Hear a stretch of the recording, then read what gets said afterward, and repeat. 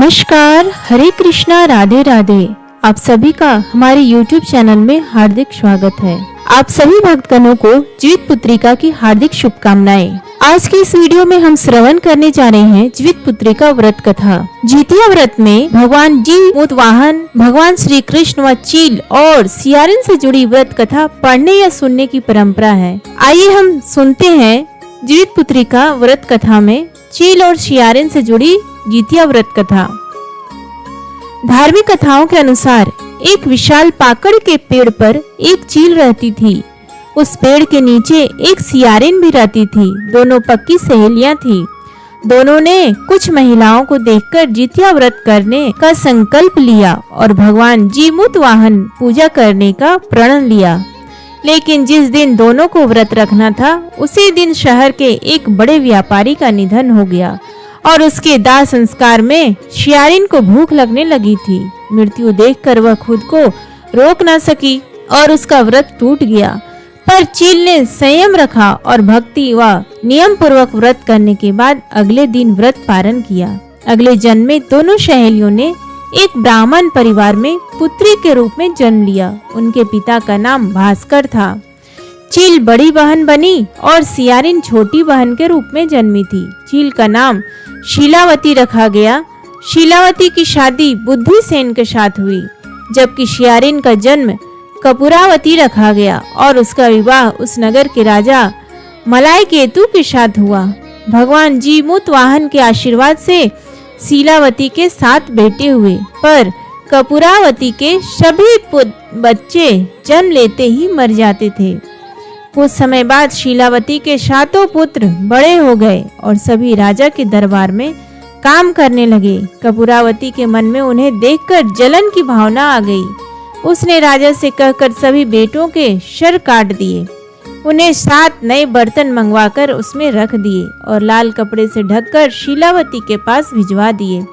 यह देखकर भगवान जीमूत वाहन ने मिट्टी से 7 भाइयों के सिर बनाए और सभी के सिरों को उसके धड़ से जोड़कर उन पर अमृत छिड़क दिया और उनमें जान आ गई। 7 युवक जिंदा होकर घर लौट आए। जो कटे सिर रानी ने भेजे थे वह फल बन गए। दूसरी ओर रानी कपूरावती बुद्धिसेन के घर से सूचना पाने को व्याकुल थी। जब काफी देर तक सूचना नहीं आई तो कपूरावती खुद बड़ी बहन के घर गई। वहां सबको जिंदा देखकर वह सन्न रह गई। जब उसे होश आया तो उसने सारी बात अपनी बहन को बताई। कपूरावती को अपने किए पर पछतावा हुआ। भगवान जीमूत वाहन की कृपा से शीलावती को पिछले जन्म की बातें याद आ गई। वह कपूरावती को उसी पाकड़ के पेड़ के पास ले गई और उसे सारी बात बताई। कपूरावती बेहोश हो गई और मर गई। जब राजा को इसकी खबर मिली तो उन्होंने उसी जगह पर जाकर पाकड़ के पेड़ के नीचे कपूरावती का दाह संस्कार किया। जितिया व्रत की कृष्ण भगवान से जुड़ी अन्य कथा। महाभारत युद्ध के समय अपने पिता की हत्या से नाराज हुए अश्वत्थामा ने पांडवों से बदला लेने की सोची। गुस्से में वह पांडवों के शिविर में घुस गए, जहां उस वक्त 5 लोग सो रहे थे। अश्वत्थामा को लगा कि यही 5 पांडव हैं और उन्होंने सोते ही उन्हें मार डाला, लेकिन असल में वह 5 पांडव नहीं बल्कि द्रौपदी के 5 संतानें थे। जब अर्जुन को ये बात पता चली तो उन्होंने अश्वत्थामा को बंदी बनाकर उनकी दिव्य मणि छीन ली। इसके बाद अश्वत्थामा का गुस्सा और भी ज्यादा बढ़ गया। तब उन्होंने बदला लेते हुए अर्जुन के पुत्र अभिमन्यु की पत्नी उत्तरा के गर्भ में पल रहे बच्चे को उनकी गर्भ में ही नष्ट कर दिया। लेकिन भगवान कृष्ण ने अपने पुण्य का फल उत्तरा की मृत संतान को देकर उसे फिर से जीवित कर दिया।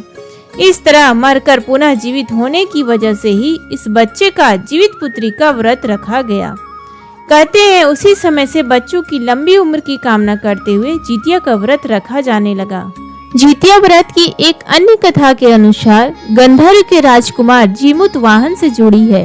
वृद्धावस्था में जीमूत वाहन जी के पिता अपना सारा राजपाट सौंपकर वानप्रस्थ आश्रम चले गए। लेकिन जीमूत की राजा बनने में कोई दिलचस्पी नहीं थी। ऐसे में वह अपने साम्राज्य को अपने भाइयों को देकर अपने पिता की सेवा करने के लिए जंगल चले जाते हैं। जंगल में मल्लयवती नाम की एक राजकन्या से उनका विवाह हो जाता है। एक दिन जंगल में जीमूत वाहन को एक बूढ़ी महिला रोती नजर आती है। जीमूत वाहन उस महिला से उसके रोने का कारण पूछते हैं। तब वो बताती है कि मैं नाग वंश की स्त्री हूँ और मेरा एक ही बेटा है जिसके बिना अपने जीवन की कल्पना भी नहीं कर सकती हूँ।